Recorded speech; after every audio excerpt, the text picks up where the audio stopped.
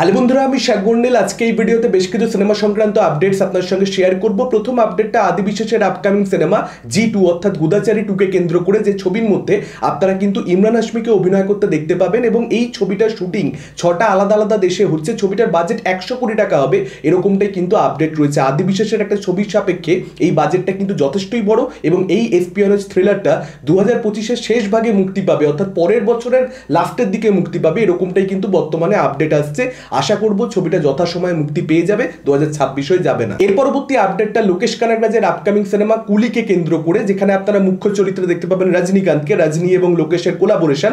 সেই ছবিতে আপনারা মালায়ালাম একটা শোবিন শাহিরকে দেখতে পাবেন। এটা কিন্তু মেকার আজকে সন্ধ্যে 6টার সময় অফিসিয়াল অ্যানাউন্সমেন্ট করে তাদের দর্শকদেরকে জানিয়ে দিয়েছে। এই মালায়ালাম একটা ভীষণ ভীষণ ভালো একজন অভিনেতা, তাকে আপনারা রোমাঞ্চামের মতন ছবিতে দেখেছেন। ইনফ্যাক্ট এই বছরের ব্লকবাস্টার মালায়ালাম ছবি মাঞ্জুমেল বয়েজেও কিন্তু তাকে আপনারা সব থেকে ইন্টারেস্টিং ক্যারেক্টারটাই প্লে করতে দেখেছেন। তো এই অভিনেতার যুক্ত হওয়াটা এই প্রজেক্টের সঙ্গে ডেফিনেটলি এই ছবিটার লেভেলটা আপ করবে। এর পরবর্তী আপডেটটা ইয়াশরাজ ফিল্মসের কিছু গুরুত্বপূর্ণ আপকামিং ছবিকে কেন্দ্র করে। একটা হচ্ছে তার মধ্যে ওয়ার 2, যে ছবিটার শুটিং কিন্তু এই বছর নভেম্বর মাসের মধ্যে অয়ন মুখার্জি শেষ করে ফেলবেন, এরকমটাই আপডেট রয়েছে। কিছু গানের শুটিং করা বাকি রয়েছে, তার সঙ্গে সঙ্গে কিছু অ্যাকশন সিকোয়েন্স ওয়ার 2 এ শুট করা বাকি রয়েছে। সেগুলোর কাজ একবার হয়ে গেলেই এই পার্টিকুলার সিনেমাটার শুটিং কিন্তু র্যাপ আপ হয়ে যাবে, তারপর পোস্ট প্রোডাকশনের কাজ হবে এবং 2025 সালের মাঝামাঝি সময়, এখান থেকে নেক্সট আপডেটে ঢুকে পড়ছি, 2025 সালের মাঝামাঝি সময়ের মধ্যে কিন্তু এটা ক্লিয়ার হয়ে যাবে যে ধুম 4 এর কাস্টিং কি হবে। কয়েকদিন আগে একটা আপডেট এসেছিল যে শাহরুখ খান ভার্সেস অক্ষয় কুমার দেখতে পাওয়া যেতে পারে, রণবীর কাপুরকেও দেখতে পাওয়া যেতে পারে। ইনফ্যাক্ট রণবীর কাপুরকেই হয়তো দেখতে পাওয়া যাবে, এরকমও বিভিন্ন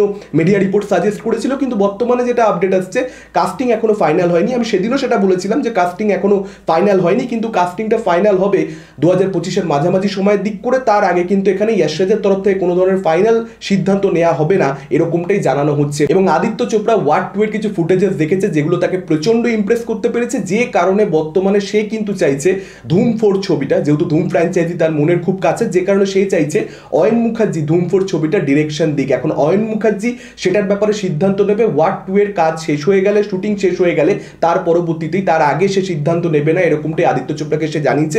এটাই মিডিয়া রিপোর্টস বলছে যে আদিত্য চোপড়ার থেকে অয়ন মুখার্জি কিছুটা সময় চেয়ে নিয়েছে যে আগে এটার কাজ শেষ হোক, এখন ওয়ার 2 তে আমার সম্পূর্ণ ফোকাস, তার পরবর্তীতে ধুম 4 করবো কি করবো না সেটা নিয়ে আলোচনা হবে। কারণ আপনারা সকলেই জানেন অয়ন মুখার্জি ব্রহ্মাস্ত্র পার্ট 2 তৈরি করতে হবে, সেই ছবিটা তার আর্লি কমিটমেন্টস রয়েছে, সেই ছবিটা নির্ধারিত সময়ের মধ্যে তাকে তৈরি করতেই হবে। তার উপরে আবার ওয়ার 2, তারপরে আবার ধুম 4 এর মতন বড় ছবি, এটা ডেফিনেটলি একটা পরিচালকের উপরে যথেষ্ট হেডেক তৈরি করে। তবে আমার মনে হয় না যে কোনো পরিচালক এত বড় একটা সুযোগ সেটা হাতছাড়া কোনোভাবে হতে দেবে। আদিত্য চোপড়ার মতন বড় প্রডিউসার এত বড় একটা ছবির পার্ট 4 তৈরি করতে বলছে মানে সেই সুযোগ কেউ যেতে দেবে না, সে লুফেই নেবে। যদি না হয় আদিত্য চোপড়া, তাহলে কে করে, এটাই একটা দেখবার মতন ব্যাপার হবে। এখন এটা ঠিক সিদ্ধান্ত কি?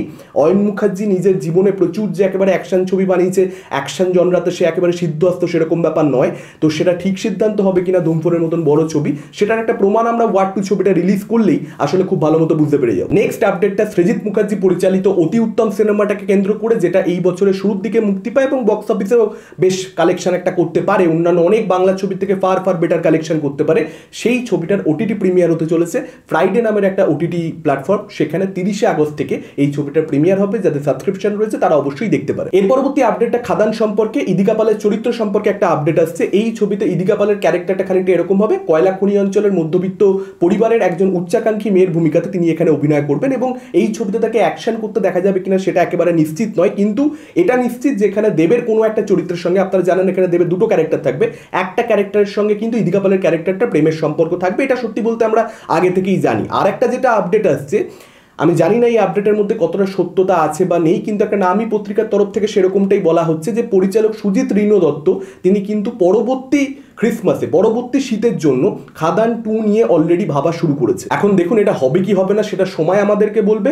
বাংলা সিনেমার ক্ষেত্রে পার্ট 1 আসেনি, পার্ট 2 আসবে, এটা ভেবে খুব এক্সাইটেড হয়ে পড়লাম। এটা বাংলা সিনেমার ক্ষেত্রে হওয়াটা একটুখানি টাফ, বিশেষ করে যেহেতু এই ধরনের ছবি কতটা ব্যবসা করে, সেটা দেবকে অ্যাজ প্রডিউসার কতটা লাভজনক অবস্থায় আনতে পারে, ছবি মুক্তি 3 সপ্তাহ 4 সপ্তাহ পরে, সেই সব কিছুর উপরে নির্ধারিত হবে যে পার্ট 2 আসবে কি আসবে না, সময় আমাদেরকে বলবে। তবে এরকম একটা আপডেট কিন্তু ডেফিনেটলি একটা নামী পত্রিকার তরফ থেকে শেয়ার করা হচ্ছে, সেটা আপনারা আপনাদেরকে জানিয়ে দিলাম।